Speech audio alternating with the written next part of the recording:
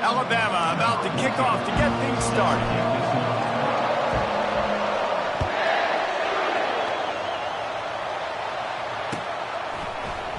He thought about bringing that out for a half second, but he'll take a knee and they'll bring it to the 25.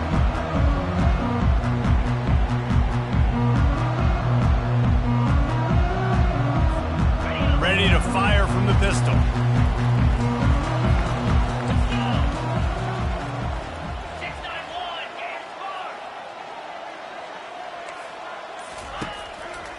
They go to the ground. What a good run there. He has enough for the first down. And you really can't be called the Hogs if you're not willing to grind it out in the dirt.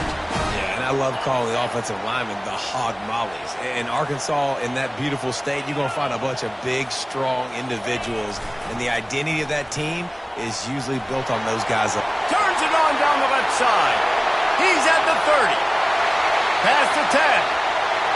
Waltzes into the end zone, but he might be dancing the other way. There's a flag on the field. The penalty wipes out the big play and the touchdown. It is just a punch in the gut for any offense.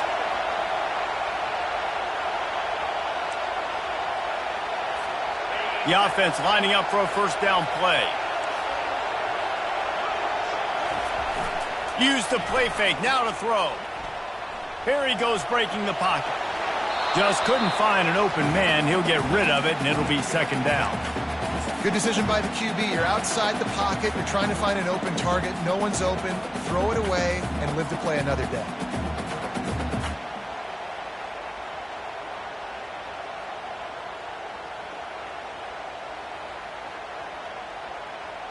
Okay, ready? Second down coming up. Quarterback checking the play. Looking to throw, it's Green. Just gets rid of it to the running back underneath. They bring him down, but a solid pickup to put them in position to pick up a first down. This defense is going to have to be careful. Not only do they have to worry about this guy running the football, but they've got to keep their eye on him when he runs routes too. He is a versatile back.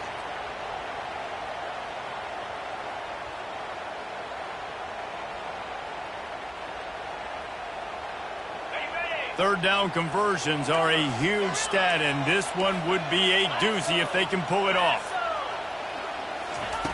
He's looking to pass. That's caught. It's Jackson. And he was knocked down immediately short of the line to gain. They'll have to make a decision here. And really good job by the defense, understanding third down, the situation of the game. I play a little bit deeper, take away the sticks, react to shorter. I got to go get him on the ground now. Nice job making the tackle, but playing the down and distance first and now forcing a fourth down. I like this call in plus territory. The punt would have to be so precise, might as well leave the offense out there on fourth down.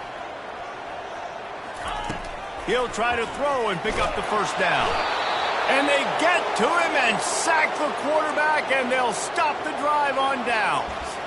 And what a job by this defense. Early in the game, you want to set the tone. You want to set your offense up as much as you can. And here in the first half now, giving the ball back to them on their side of the field, shutting the fourth down conversion down, sending a message to this offense.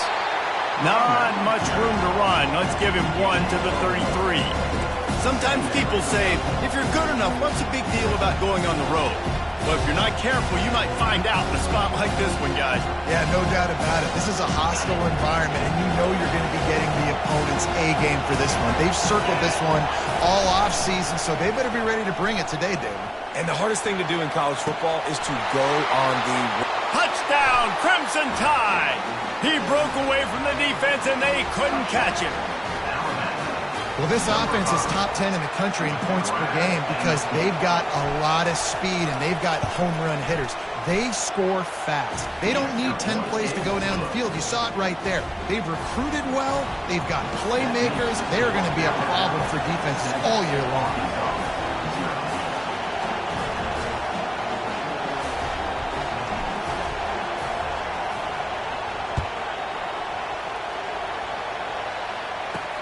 From inside his own 10, he'll try to help out their field position. Able to find enough room to get it out across the 25. He's brought down at the 26.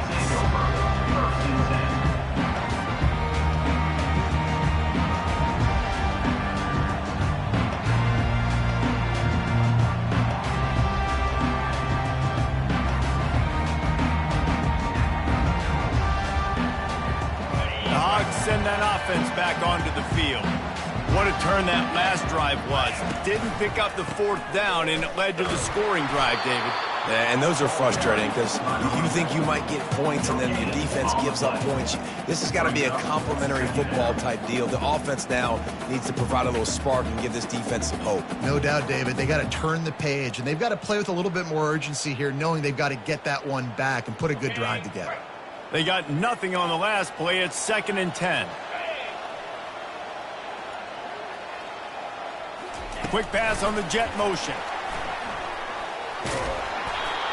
And these little touch passes, man, they're just the easiest completions ever for quarterbacks. Palmer, I bet you would have loved being able to just flip it forward. That counts as to your completion percentage, which is good. And then it's all run after the catch, so pretty easy for a QB. You wouldn't have been the only All-American in this booth, David, if I were allowed to have push passes when I was playing quarterback. I'll tell you that. It is so hard to defend. It's so hard to seal that edge, especially when this guy's full speed ahead coming around the outside.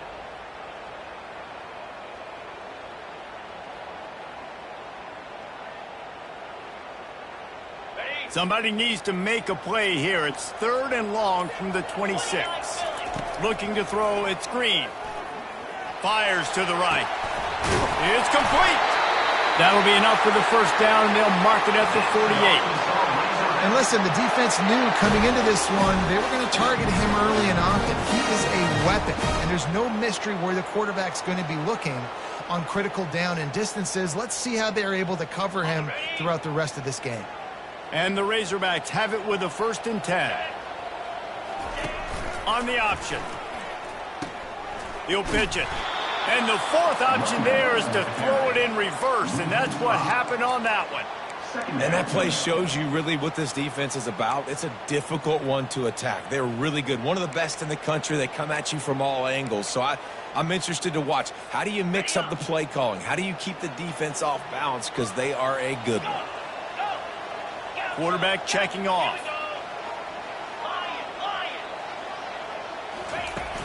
Off the play fake. Trying to make magic on the scramble. And a nice pickup on the run and gets down to avoid contact. He does a really good job here. You want to get a huge play. You got to push the ball down the field. You need a bunch of yards. But wait a minute. Now he can just tuck it, scramble, go get you a bunch of yards. Now put you in a great 3rd down situation. Real heads-up play by the quarterback. Snap from the gun on 3rd down. That pass not close as he got drilled trying to deliver it, and it'll bring up 4th down. We're already in the 1st quarter, but already you get the feeling this could be a long day for this QB. He's already been sacked. He gets hit right there on the incomplete throw. They've got to find a way to do a better job up front of protecting this guy, or it's going to be difficult to put up points.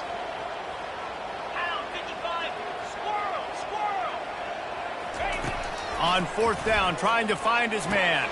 That's caught. It's Armstrong. The Razorbacks are stopped, but not getting it past the sticks. Well, their success running the ball really helped them there on that 4th down because they dialed up the bootleg. Lots of people on defense thought it was the back who had the ball. That was just real easy pitch and catch for the quarterback out on the perimeter, and now we've got a fresh set of downs. He spun that wheel of fortune by challenging the call, and it does not go hit. A shot toward the end zone. He was open, he had it, and he dropped it. Would have been a touchdown. Instead, it's 2nd down. Oh, the offense just not able to come up with that. You knew that was going to be a bang-bang play, right? They're taking a shot into the end zone. That's going to have to meet a contested catch on the back end, but he wasn't able to come up with it because of the hit. Now on 2nd down after the incompletion. He leaves it with his back. Able to squeeze out a couple on the play. It's down at the 35. All right, well, the offense here, they're trying to get this run game established. They obviously don't break off a long run there, but they're just trying to find their footing at this point. Now facing a 3rd and long. To the air. It's Green. Deep shot for the end zone. And he's got it. Touchdown, Razorbacks.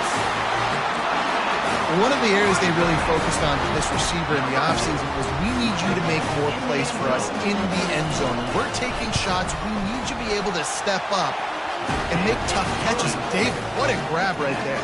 And I think a lot of that has to do with trusting your guy, knowing where he's going to be, knowing when he's going to sit down, when he's not, so being on the same page, and then having a guy that can go get it. Just when the ball is near him, he's going to make the play, just like he did right there for 6 points.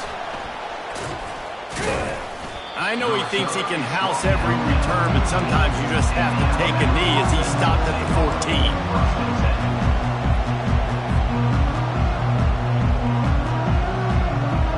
Here comes that Alabama offense.